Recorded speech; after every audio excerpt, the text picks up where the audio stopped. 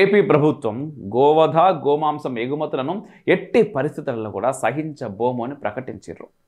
విశాఖను ఎగ్జిక్యూటివ్ క్యాపిటల్గా మార్చేందుకు ఏపీ ప్రభుత్వం చాలా వేగంగా పావులు గదుపుతా ఉన్నది, నిర్ణయాలు తీసుకుంటున్నది, పెట్టుబడులను ఆహ్వానిస్తున్నది, పర్యాటక రంగాన్ని అభివృద్ధి చేస్తున్నది. కానీ ఇదే సాగర తీరంలో టన్నుల కొద్దీ గోమాంసం గుట్టు చప్పుడు కాకుండా ఎగుమతి అవుతున్న వైనాన్ని గుర్తించకపోవడం విషాదం.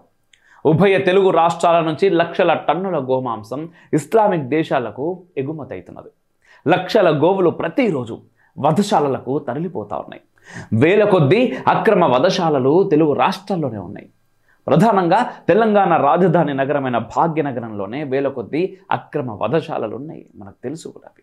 ప్రపంచంలోనే గోమాంసాన్ని ఎగుమతి చేస్తున్న టాప్ 4 కంట్రీస్లో భారత్ 4వ స్థానంలో ఉన్నది. మొదటిది బ్రెజిల్, రెండోది ఆస్ట్రేలియా, మూడోది అమెరికా.